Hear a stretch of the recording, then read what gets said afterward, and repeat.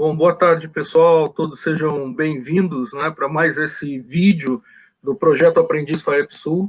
Hoje tenho enorme satisfação de participar, de ter um convidado aqui muito especial, que é um colega, um amigo, né. Eu vou ter a oportunidade de falar um pouquinho mais sobre ele, mas apresentando, então, o Lucas Ferreira Maciel.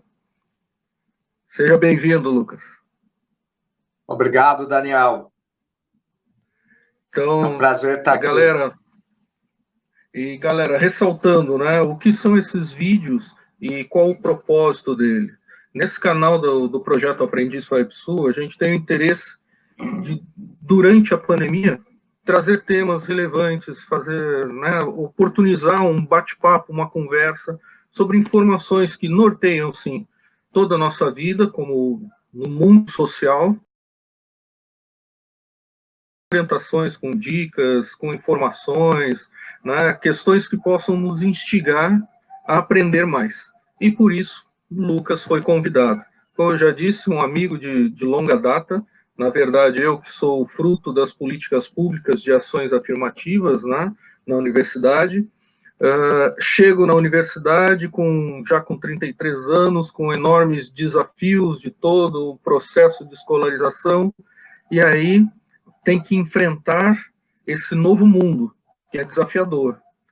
Um curso, inclusive, curso de Ciências Sociais, com cargas de leituras gigantescas, e você tem que aprender, né, o contexto histórico, a maneira como muitos dos pensadores, né, produziram seus argumentos, como começavam a observar a sociedade, e no meio né, dessa loucura, vamos usar a expressão aqui, dessa loucura, efervescência, aí a gente acha alguns oásis. E lá em uma disciplina de teoria, introdução política, tinha um professor Remy e seu tutor, Lucas, que em determinada disciplina, né, em determinada aula, falou, olha, sabemos desses desafios, conhecemos esses desafios, e dou uma dica para vocês, busquem temas de interesse para que vocês comecem a associar muitas das questões, isso vai facilitar, leiam mais sobre aquilo que gostem, comecem a fazer associação, né? Como interpretar as teorias, como se aplicam nesse ponto, naquilo que você gosta, que se tornaria um objeto de pesquisa. Então, ao escutar isso, busquei o esporte, por isso me aventurei sobre a sociologia, a antropologia do esporte, mas foi uma dica desse grande amigo que me ajudou a permanecer, sim, na universidade. Então, gratidão, Lucas, né, expressar aqui essa gratidão, o respeito que temos e essa parceria que temos, né, já de alguns anos aí. E para ressaltar ainda mais quem é o Lucas, então, agora, falando dessa maneira mais próxima, né, do contato que tenho com ele, o Lucas, ele tem 34 anos, é sociólogo, né, ele é mestre em sociologia política, ele nasceu em São Leopoldo, no Rio Grande do Sul, e está radicado aqui em Santa Catarina há 23 anos. Tá? Ele atua como professor voluntário, pesquisador, consultor acadêmico, ativista antirracista. Estuda sobre saúde da população negra, mundo do trabalho, precarização e religiões de matriz africana. E algo que, né, aqui uma biografia que eu tinha pedido para ele, né, passar aí alguns pontos, ele também é servidor público num dos institutos, né, ou o maior instituto, o de maior respeito no país, que é o IBGE, o Instituto Brasileiro de Geografia e Estatística. Então, ele é um daqueles profissionais que nos ajudam também a entender um pouquinho mais do Brasil. E por isso ele está aqui hoje, para ajudar a entender o Brasil. Pois o tema da sua fala, da nossa conversa, é racismo como determinante social de saúde.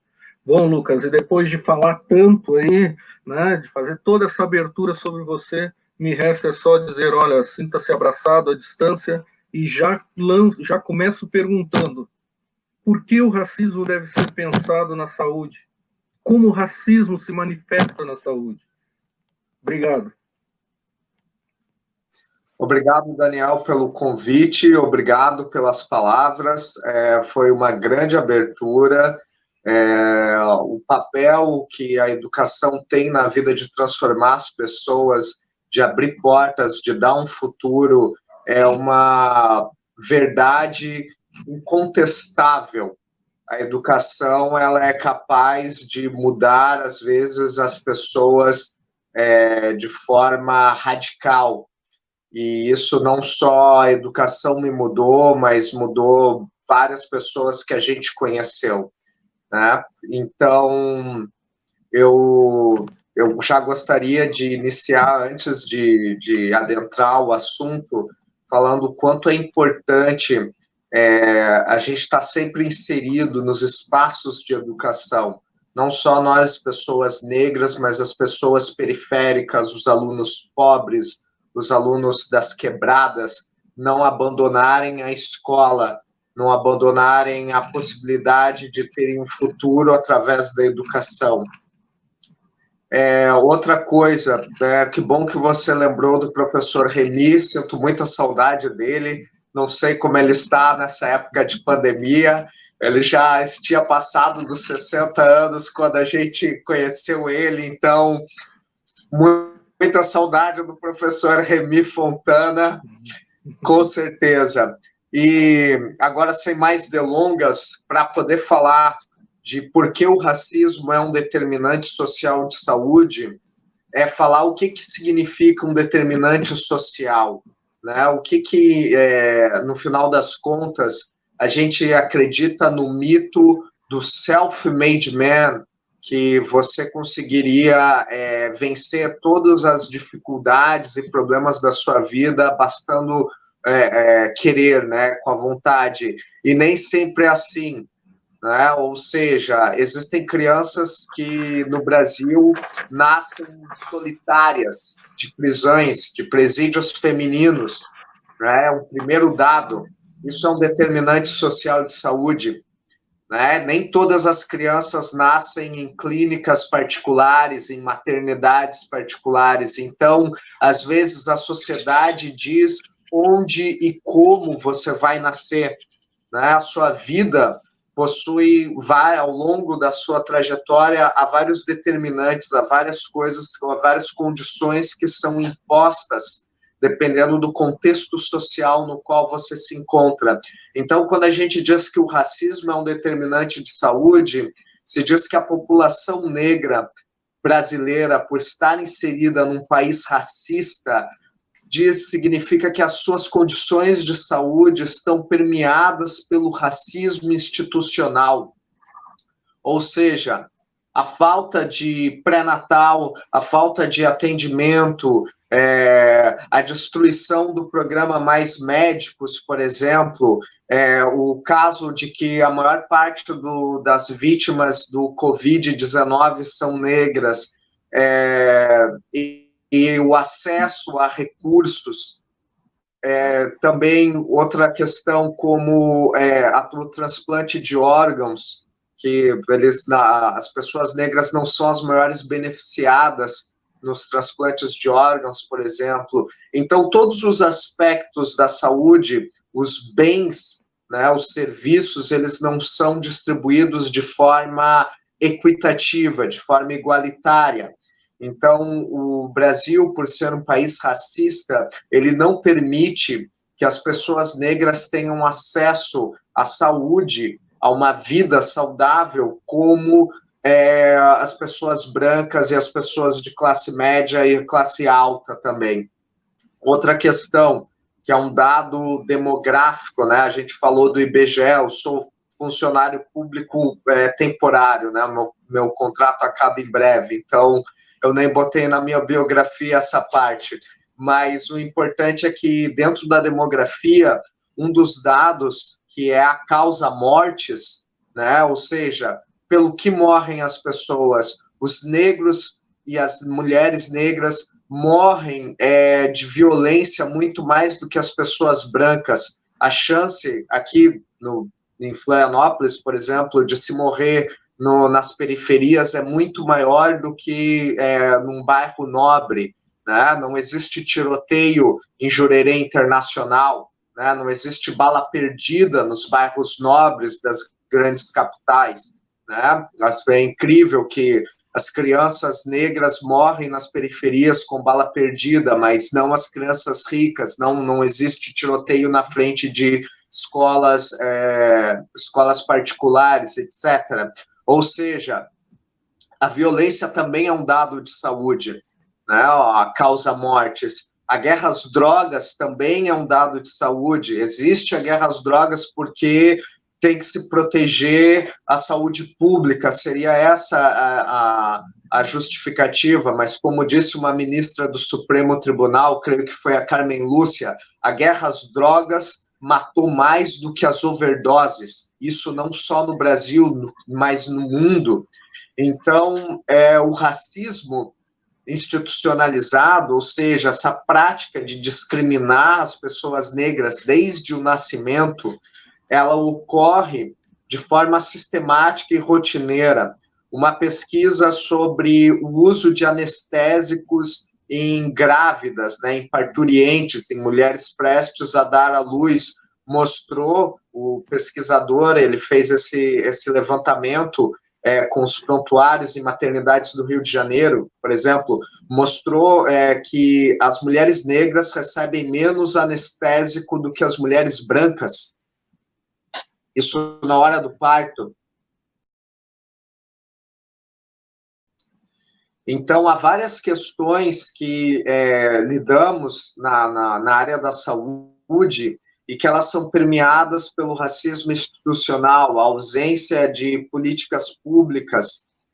Mas não é só isso, né? O racismo, ele também é o fato de que a maior parte dos analfabetos são negros, né? Que o analfabetismo ele é muito forte na população negra, de que o desemprego, né? Afinal, a gente está falando do programa Jovem Aprendiz, também é um fator de adoecimento mental, de falta de não ter dinheiro, você não tem como ter uma boa alimentação, se você não tem emprego, você não tem dinheiro, e aí você não consegue comprar remédio se você ficar doente, por exemplo, você não consegue ter acesso a serviços de saúde. Então, pensar saúde não é só uma relação médico-paciente, mas o contexto social no qual você é inserido. Então, a saúde pública, ela entende que existe um conceito ampliado de saúde, que não é só o acesso à medicina, à enfermagem, às especialidades médicas, mas também ao local, à sociedade na qual nós vivemos. Seria basicamente isso. Certo, e como você disse, Lucas, né, ao entender, ao compreender um pouquinho mais do contexto, nós podemos começar a perceber no nosso dia a dia, na nossa realidade, quais são os impactos. Né? Eu ia até perguntar para você como estava relacionado toda essa questão da saúde, educação e trabalho. Até mesmo pensando como trouxe, olha, é um debate público, é um debate que também requer atenção dos órgãos e das instituições governamentais sobre ele.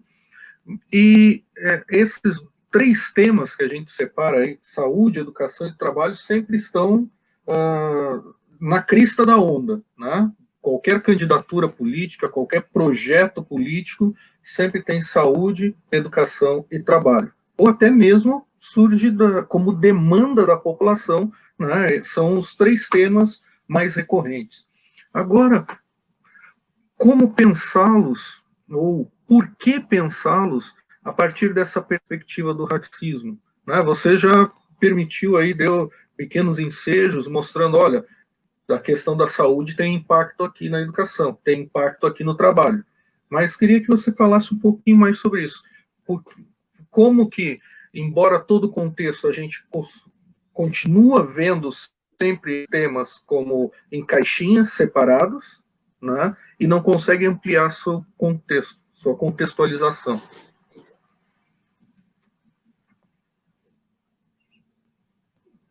Muito bem. A primeira coisa é que a gente ainda vive o mito da democracia racial, o fato de que as pessoas elas negam o racismo como uma realidade que construiu o Brasil. Esse é o primeiro dado, né? Ainda na consciência das pessoas, não há a possibilidade de pensarem que o racismo é uma parte constitutiva da sociedade, né? Isso tem avançado, o movimento negro, a luta empreendida pelo movimento negro dentro da educação, da política, tem feito avanços nesse sentido, mas o que a gente entende ainda é de que o racismo não é uma temática compreendida, é meio ainda um tabu, ele é praticado, mas ele não é discutido. Então, das diferentes áreas, saúde, educação, trabalho, ainda existe essa barreira de se acreditar que o racismo não é um tema importante ou relevante para ser discutido, sendo que ele é o eixo norteador de toda a realidade social brasileira, né? Sem racismo não poderia ter havido o Brasil que existe há 500 anos. E esse racismo começou sendo praticado pelos indígenas. Naquele quadro, a primeira missa do Brasil, aquilo ali é racismo, é a imposição de uma crença sobre outras crenças, o desprezo sobre a crença dos outros. Achar que os indígenas não tinham fé, não tinham Deus, não tinham leis, aquilo ali já foi o primeiro ato de racismo e que depois vai ser estendido e aprimorado sobre as populações africanas e afro-brasileiras, né? E nós, os afrodescendentes. Então, o racismo, ele acaba se tornando a maneira pela qual a sociedade se reproduz. E dizer que a sociedade brasileira é racista significa também dizer que socialmente ela se reproduz pelo racismo. Certo, e isso causa um impacto, né, que você trouxe, você descreveu. É a segunda pergunta, vou puxar de novo. De novo, esse impacto na educação. Como que esse racismo reflete nessa educação, né? E de novo, vinculado à saúde, vinculado ao trabalho. Hoje que estamos fazendo um programa aqui, principalmente voltado para jovens aprendizes, para as empresas que contratam esses jovens aprendizes. Então, como que ele enfrenta essa realidade ou como ele pode tentar, é uma expressão que a sociologia usa, né, de desvelar, de tentar desconstruir ações no seu dia a dia que refletem ou que remetem a esse racismo. Muito bem, já que a gente falou do mito da democracia racial, a sociologia, por ser uma ciência, ela tem esse dever de desvelar os mitos, né? Tirar esse véu sobre as concepções errôneas da realidade, né? Ou seja, sobre quais evidências científicas se basearia alguém que dissesse que no Brasil não há racismo? E aí é o famoso teste do pescoço. Ponha seu pescoço para dentro de uma diretoria de grandes empresas e veja quantos negros existem lá.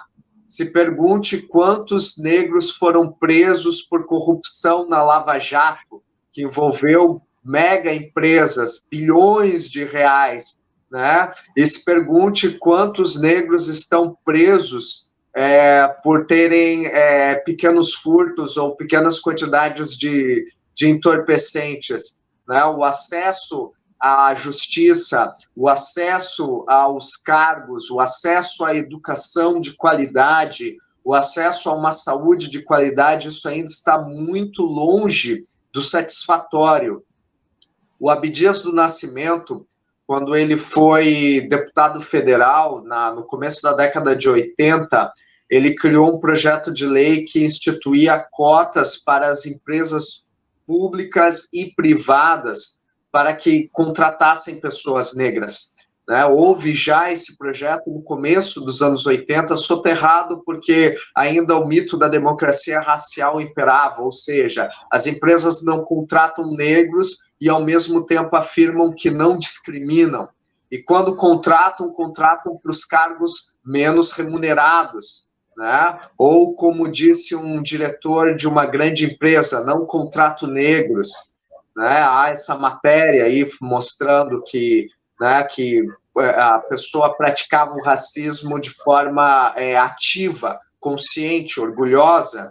né, de praticar um crime que está no Código Penal, mas nenhuma pessoa branca até hoje foi para a cadeia por ter praticado racismo, por ter cometido, né? Há estudos sobre isso mostrando. Então, o que acontece é que o primeiro passo é que a sociedade brasileira precisa discutir de forma ampla e aberta o racismo que ela pratica, as ideologias racistas que ela sustenta, e se perguntar se ela realmente pratica uma igualdade proporcional, ou seja, representatividade importa. Quantos diretores de RH negros existem nas empresas, né? Quantos funcionários negros são contratados? Se, afinal, a sociedade brasileira é composta de 54% de pessoas negras.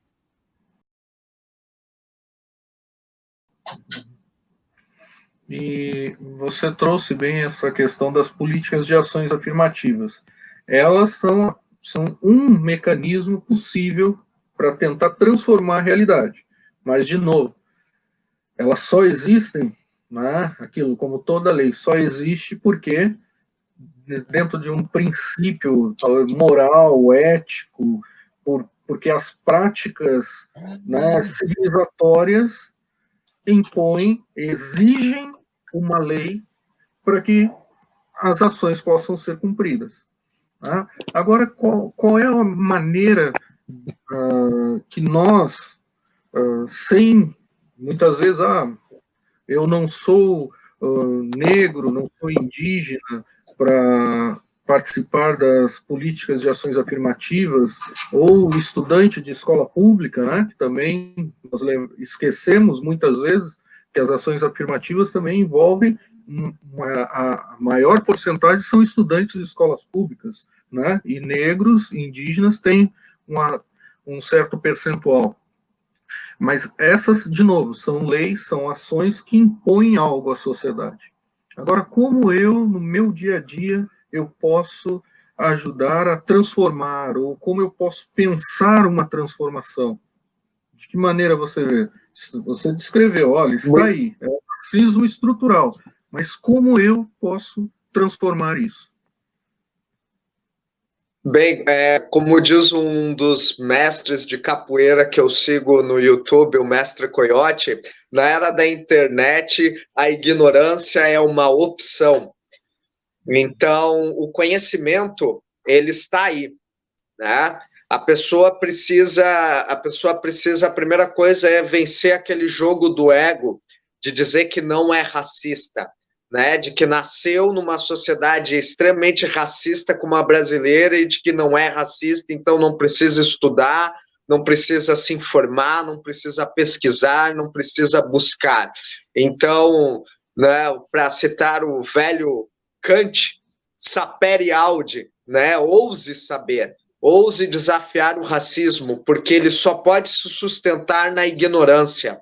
O racismo é primo da ignorância, né? É uma maneira de ser ignorante sobre as pessoas negras, sobre o passado escravista brasileiro, sobre o racismo institucional que é praticado, né, cotidianamente, sobre, ou seja, praticar a empatia, né, agora com a morte do George Floyd, houve toda o reativamento do lema Vidas Negras Importam, etc. Então, e aqui continua o genocídio dos negros brasileiros nas periferias, né? Então, como a gente desperta numa sociedade violenta, uma sociedade que ri da morte das pessoas, né? Ou uma sociedade que tem, às vezes até no mandatário da nação, a banalização do mal, a banalização da morte, né? Que se pergunta, e daí que morreram milhares de pessoas, né? O que eu posso fazer, né? Então, o que acontece no Brasil é que precisamos vencer a ignorância. Por isso a educação.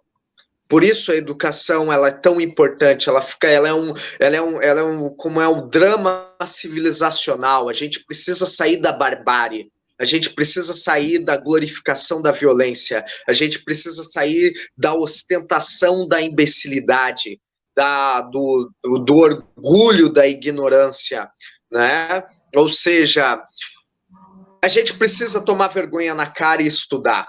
A gente precisa valorizar nossos professores, a gente precisa valorizar a educação, a gente precisa começar a gostar de bibliotecas, mas isso não é da noite para o dia, isso é um grande esforço. Isso é uma grande empreitada social que apenas as políticas públicas são capazes de fazer, porque o Brasil aí voltou a ter fome, voltou a entrar no mapa da fome, né? E quem tem fome não vai comer livros. As pessoas têm fome de livros, mas eles não vão nos alimentar se a gente ainda tiver a banalização da fome, a banalização da seca, a banalização da pobreza e da miséria. Então, o Brasil e os brasileiros não podem ser banais. Nós somos um povo extremamente talentoso. Nós somos um povo culto, mas que tem que cultuar a nossa cultura. A gente não deve olhar para fora, para Hollywood, e dizer, nossa, que filme genial. A gente deve se perguntar quem foi Zósimo Bulbo. A gente deve se perguntar quem foi Abdias do Nascimento no teatro. A gente deve se perguntar quem foi Maria Carolina de Jesus na literatura. Aqui estreou a literatura periférica, deve se perguntar quem é Conceição Evaristo. A gente deve se perguntar quem foi Machado de Assis, Lima Barreto. Ou seja, o Brasil tem a possibilidade de vencer suas próprias mazelas, a crença no povo, acreditar em si, retomar a autoestima da gente enquanto povo, de que a gente não precisa de salvadores externos, a gente não precisa de um Messias para nos salvar. Nós, enquanto povo brasileiro, acreditando em nós mesmos e valorizando o que nós temos de mais precioso, que é o povo, não banalizando a nossa vida, não banalizando a nossa morte. Estamos quase chegando a 100 mil pessoas mortas por uma doença, fora todas as outras, fora a violência, fora a fome. Ou seja, há uma necessidade urgente da gente se revalorizar, da gente se colocar em primeiro lugar. Não é um iPod que importa, é a vida das pessoas que a gente ama, são os nossos parentes, são os nossos vizinhos, são as pessoas que a gente conhece. Então, devolver, retomar os valores tradicionais da população brasileira, que é o famoso O de Casa, que é lembrar que a padroeira do Brasil é a Santa Preta, Conceição Aparecida. E não é simplesmente aceitar a religião católica ou uma religião, mas lembrar que nós, enquanto povos, nos alimentamos, a gente se cuidou, não dependemos do rei de Portugal, do presidente da República, do imperador Dom Pedro ou de qualquer autoridade para a gente poder se cuidar, nos educar. Então, a gente não deve esquecer jamais quem somos. Nós somos o povo do Gol 1000, nós somos o povo brasileiro, nós somos um povo capaz de fazer grandes coisas, um povo capaz de vencer, por exemplo, a fome, a miséria, o desemprego, a desigualdade social. Ter essa crença em nós, retomar nossa autoestima, essa é a primeira coisa que devemos fazer, e abandonar as ideologias de superioridade, de que somos melhores do que os outros. Aqui todo mundo é de feijão com arroz. Então, ter isso em mente, ter isso no coração, devolver aquela ideia de que o brasileiro é cordial, ou seja, de que a gente leva com o coração sim, a gente sofre junto, mas a gente também se alegra junto. Estamos loucos para que essa pandemia acabe. Por isso que muitas pessoas têm rompido o isolamento, ou nem tem sido feito porque não aguentaram a distância, uns não aguentaram a falta de abraço. a falta de carinho e de afeto, e a gente precisa estender esse afeto às pessoas que a gente não conhece, mas que pertencem à nossa sociedade, porque somos a sociedade brasileira já há 500 anos. Dentro do melhor e do pior, nós somos a sociedade brasileira. Infelizmente, é a nossa elite que não acredita isso. É a nossa elite que vai para Miami fazer sacolão, né, para vender aqui depois. Mas, de qualquer forma, nós, enquanto povo, somos capazes de retomar os laços de solidariedade que nos compõem. Então, estamos num momento único de repensar o tipo de sociedade que a gente precisa ter e de que a gente quer ter.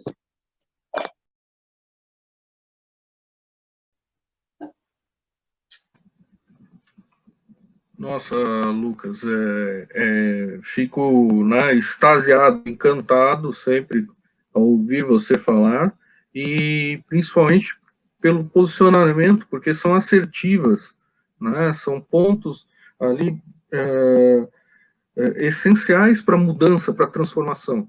Eu acho que você aponta questões ligadas à educação, sim, que precisamos aprender, precisamos criar uma outra relação com o saber e principalmente aprender sobre nós. Né? Eu trago o relato recentemente, estamos com os encontros virtuais, né? Então, tentando tornar esses encontros, potencializar a realização deles. Nós temos convidado palestrantes que têm falado também sobre inúmeros temas com jovens, temas que têm sido um aprendizado para nós, educadores também. Tá? Então, tem sido trocas maravilhosas. E, recentemente, um amigo, o Arthur, falou foi um pedido dos jovens falar sobre cultura pop, cultura geek, né? E todos, em sua maioria, não vou dizer todos, mas em sua maioria, conheciam os animes, né, mangás orientais, e livros que são produzidos, filmes, e no final, um jovem, ele levantou e disse, olha, eu acho que foi ótimo, foi maravilhoso, mas aqui no Brasil nós também temos cultura também popular, essa cultura pop no entretenimento, mas nós temos e precisamos falar mais sobre isso. Então, olha, partindo de um jovem já, né? Então é isso, buscar. Nós precisamos nos conhecer para conseguir desconstruir, como você falou, ideias de superioridades, né? Nós temos a tendência sempre de olhar para a Europa, né? Olhamos sempre para o outro lado do oceano, viramos as costas para nossos amigos, irmãos, hermanos, né, que estão aqui também tão próximos, com cultura riquíssima, que compartilham dos mesmos desafios. Né? E eu quero, assim, rumando, que é um bate-papo nosso, rumando, tentando dar um fim, ou tentando puxar ainda mais uma relação direta com os jovens, queria pensar com você como um jovem que está construindo, iniciando no mundo do trabalho, tendo sua primeira inserção, ou talvez uma segunda inserção, num momento de muita transformação, que é pessoal, né, da infância para a vida adulta. Então, já passamos por isso, sabemos, momento de muitas escolhas, e tem que enfrentar desafios como o racismo na família, na escola, no trabalho. Qual seria um conselho que você poderia dar? Né? Obrigado pela pergunta, Daniel. Eu pensei nisso enquanto estava organizando a minha fala, e a primeira coisa é a gente não cair no mito, como a gente começou falando, né, no mito do individual, no mito de que nós somos apenas indivíduos e não somos frutos da nossa sociedade. Ou seja, que esse jovem não se veja apenas como um jovem, mas como parte da juventude brasileira, ou seja, como um sujeito de direitos. E direitos são direitos sociais, não direitos individuais. E direitos sociais significa que ele tem direito à paz, tem direito à vida, tem direito a uma educação de qualidade, tem direito a uma saúde de qualidade, ser bem atendido, ter médicos competentes, enfermeiros competentes, ter acesso a medicamentos, etc, etc, etc. Ou seja, ter direito ao trabalho enquanto classe trabalhadora. Porque esses jovens, né, que fazem parte do programa Jovem Aprendiz, e os que não fazem, né, se não são como aquela moça, a Betina, que era filha de um empresário, eles não vão ser a classe dirigente. Se eles não vão herdar a empresa do pai deles, eles vão ser a classe trabalhadora. Então, a primeira coisa é nos situarmos sobre quem somos e para onde vamos, né? E não é um destino individual. Ou seja, somos trabalhadores.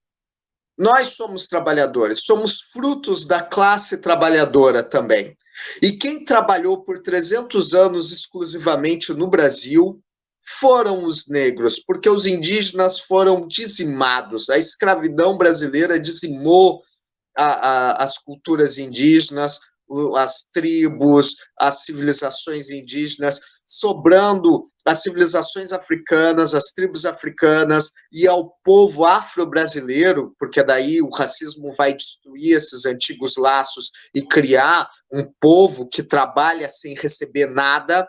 Ou seja, vamos construir todas as cidades litorâneas do Brasil e muitas cidades do interior, né? Ou seja, as 3 cidades que fundaram Santa Catarina, São Francisco do Sul, Desterro e Laguna, foram criadas pelos escravizados, pelos povos escravizados, e mantidas, né? As estradas, a plantação, etc, etc. Ou seja, o que se conta, mesmo aqui num estado como, né, no estado como Santa Catarina, é que Santa Catarina começa a partir do século XIX, né?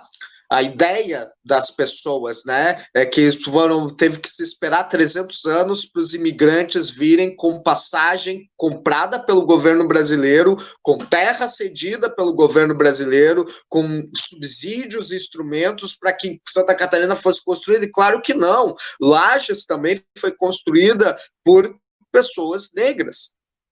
Então, o Brasil, como diria Guerreiro Ramos, Alberto Guerreiro Ramos, grande sociólogo, o Brasil é negro, o povo brasileiro é negro, né? E os negros, essa palavra, essa categoria negros, na época que foi cunhada, que é a época da retomada, queria dizer simplesmente os não cristãos. Então, os negros eram os negros da Guiné, que eram os africanos, e os negros da terra, que eram os indígenas. E assim como eram também conhecidos judeus da Península Ibérica, pessoas não cristãs, então que deviam ser banidas, que deviam ser executadas, que não tinham direito a serem vistas como pessoas. Então, o que eu vejo hoje, o que eu digo para os jovens é lutar contra essa desumanização que parte da elite quer sempre impor sobre a gente. Ou seja, lutar significa também se organizar, significa também estudar, saber que, por exemplo, a lei do jovem aprendiz, ela é uma junção da CLT com o ECA. Ou seja, que é uma junção da consolidação das leis trabalhistas com o Estatuto da Criança e do Adolescente. Ou seja, que são 2 políticas públicas que nasceram em momentos diferentes, mas uma hora elas se juntam, numa parceria com o terceiro setor, com o setor, né, da indústria, do comércio. Né, o direito ao trabalho, que é um direito social, o direito a ter emprego e a ter renda. Ninguém merece passar fome e não ter emprego. Emprego é um direito social. Até capitalistas como John Maynard Keynes viram isso. Por isso que os ultraliberais vão odiar o Keynes, porque ele vê que a classe trabalhadora precisa sim de emprego. As pessoas precisam trabalhar. É dever do Estado criar condições para que as pessoas tenham emprego, achem emprego, né? A gente não pode jogar problemas macroestruturais, porque o desemprego ele é macroestrutural, ele não pertence só ao Brasil, ele pertence ao mundo, né? Então, o que eu digo para esses jovens é que se eles não são bancos, se eles não são esses bilionários que enriqueceram durante a pandemia, nesses últimos meses que saiu essa notícia, eles são a classe trabalhadora. E se eles são a classe trabalhadora, eles precisam de consciência de classe. Eles precisam entender o que foi a história do trabalhismo, o quanto os trabalhadores morreram e lutaram para que houvesse aposentadoria, para que houvesse 13º salário, para que houvesse fundo de garantia por tempo de serviço, né, que são direitos que são garantidos. Ter essa consciência do trabalhismo brasileiro, do trabalhismo mundial, de quanto ainda os trabalhadores eles lutam para serem reconhecidos como sujeitos de direitos, é só ver a paralisação, a greve dos entregadores agora. Olhar para isso e entender que eles não são apenas indivíduos, que os verdadeiros heróis é a classe trabalhadora, porque ela mudou o mundo do trabalho. Os capitalistas começaram empregando nas suas fábricas mulheres e crianças. E quando foram pedidos para que não empregassem mulheres e crianças, eles receberam tiro, baioneta e cavalo. Se não fosse a luta desses corajosos trabalhadores, ainda não haveria jovem aprendiz, haveria criança aprendiz, né? E sem direitos, né? Ganhando uma mixaria. Então, todos os avanços sociais vieram à custa de muita luta e muito sangue. E nesse momento que a gente está vivendo, onde temos mais de 87 milhões de pessoas que não conseguem, que não têm emprego, né? E não sabemos se isso vai aumentar ou diminuir depois da pandemia, depois do fim do isolamento, né?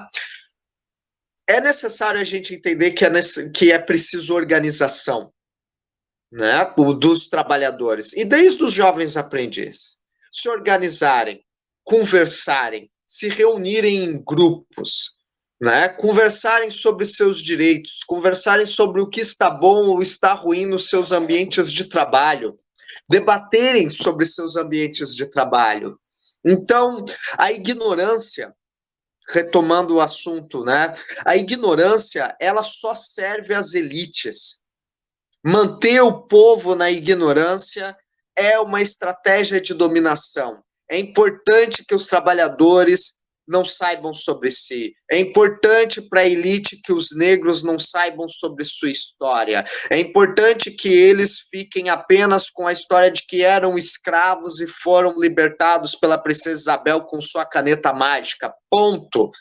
Não esqueçam dos quilombos, esqueçam que existiu quilombo, esqueçam que existem quilombos, esqueçam que existiu e existe resistência negra, existe resistência do povo trabalhador e do povo preto. Então, o que eu tenho a dizer para esses jovens é que eles procurem sempre estudar, mas estudar sobre as suas vidas. E as vidas deles não são simplesmente vidas individuais.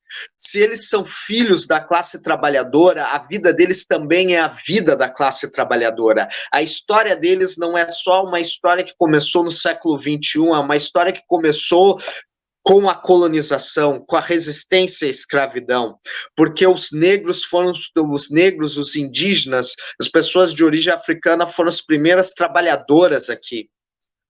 E elas fizeram greves também, houve também paralisação da produção nas fazendas, houve negociação e houve conflito. Então, a nossa história, a história do trabalhismo brasileiro, ela é muito rica, ela merece ser estudada com mais afinco. Então, o que eu digo para os jovens é: busquem saber sobre a classe a qual vocês pertencem. E se vocês não receberam 50 mil reais de herança como a Betina, vocês não são a classe dirigente, vocês são a classe trabalhadora. Se você precisa acordar cedo para trabalhar, você é a classe trabalhadora. Espetacular, Lucas, espetacular. De novo, extasiado aqui, né? E quero muito agradecer por você dispor esse tempo, né? O tempo para vir aqui falar com nós, com o projeto Aprendiz FAPSul, falar sobre as relações. Olha como é importante entender o contexto, como é importante conhecer a história. Né? Tem o hino do estado da onde nós somos origem, né, do Rio Grande do Sul, claro que depois pode ser criticado, né, o hino e a postura, a própria construção e constituição desse estado, mas dentro do que você falou, só quero pegar uma frase, né, do hino que fala lá que o povo sem história acaba por ser escravo, né? Então, pegar essa frase e entender que sim, no trabalhismo há uma história de muita luta, de cada direito conquistado tem muitas vidas que foram dadas em troca, né? Podemos dizer assim, mas muito sangue foi derramado, muitas pessoas se tornaram mártires por essa causa, e hoje talvez não, né? Hoje nós estamos perdendo muitos dos direitos, já nos últimos anos perdendo e cada vez mais. E você nos trouxe esse alerta, nos permitiu compreender a importância da história, a importância de conhecê-la para fazer esse movimento, né? Você vai na história e pode se reconhecer hoje, entender quem você é, e principalmente os jovens nesse momento. Então, esse é um movimento que a educação também pode proporcionar e possibilitar a cada um. E o pessoal que está, assim, no ambiente de trabalho hoje, conhecendo essa história, podendo se identificar como grupo, como classe, né, trabalhadora, pode transformar, pode proporcionar transformação da sociedade e a transformação de si mesmo. E esse é o grande objetivo. Então, fico muito grato com sua participação. Você foi fenomenal, como sempre, né?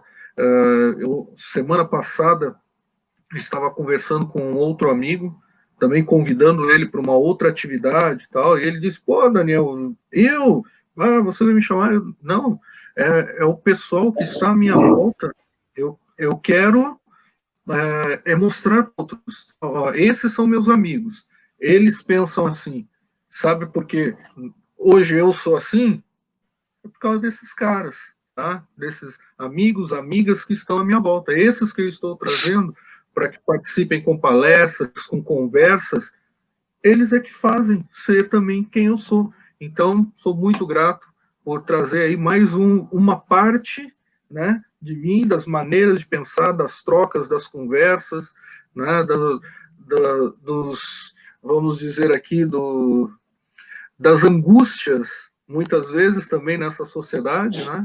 E, mais uma vez, Lucas, gratidão, muito feliz por você dedicar esse momento aí para nos ensinar, né? E alertar, nos incentivar. Puxa vida, quantos verbos de ação eu poderia dizer aqui que você nos trouxe. Que essa seria uma palavra que fica aí resumindo. Ação. E aí, que tipo de ação nós temos que fazer para mudar essa realidade? Então, muito obrigado. Muito obrigado, Daniel. E eu diria que é a organização que faz a real mudança da sociedade, né? Um povo organizado, ele é um povo que é difícil de ser manipulado por suas elites, né? Então, eu fico muito agradecido e muito tocado pelas suas palavras, né? A sua amizade é algo que não caberia numa live, a gente precisaria fazer uma série de lives para poder explicar o quão importante você é. Para mim, né, a pessoa que você representa, né, o fato de ser uma pessoa mais velha que apareceu na universidade num momento em que a gente sabe que olhava para todos os lados e era um mar de gente branca, né? E o quão importante é estarmos ocupando os espaços de privilégio, porque somos 77% nas prisões, mais 1% como professores universitários. Então, isso mostra o quanto o racismo ele é estatisticamente cruel, se é que se pode misturar crueldade com ciência, né? Mas é um dado assustador no Brasil. Né? Uma pessoa que tenta sustentar a democracia racial, ao se comparar com esse dado, né, de que a nossa expectativa de vida é de 25 anos, então, passada essa marca, estar ainda num espaço de privilégio que é a universidade, né, no seu caso, fazendo doutorado, no meu, trabalhando com pesquisas acadêmicas, a gente entende o quão privilegiados e importante é o espaço que a gente está ocupando e como a juventude, né, tem que lutar para que esses espaços de privilégio se tornem a regra da sociedade, para que todos os negros que desejarem e quiserem possam ocupar espaços na universidade, cadeiras nas grandes empresas, espaços como mandatários, vereadores, deputados, senadores, etc. e etc. Ou seja, todos os lugares devem ser os lugares da população negra, da população periférica. Não devemos sentir vergonha de pisar em espaços que estão recheados de pessoas brancas, da elite, e achar que não é o nosso espaço. Essa é a mentira que eles nos contam há muito tempo. Ou seja, nós, população preta, população periférica, merecemos do bom e do melhor que a população, que o povo brasileiro é capaz de oferecer e produzir, porque se a gente tem um PIB gigantesco, é porque o povo brasileiro trabalha muito, porque o povo brasileiro gera muita riqueza. Então, eu agradeço, Daniel, pela oportunidade, tá? Quero deixar um grande abraço para quem nos assistir e dizer assim, continuem lutando e acreditando em si. Muito obrigado. Valeu, Lucas. E, mais uma vez, obrigado, pessoal. Projeto Aprendiz FAIPSul, tá? Essa é a nossa maneira de ver o mundo, de transformá-lo e principalmente qualificar nossos jovens. Tá? Era isso. Encarando sempre a realidade. Obrigadão. Um abraço.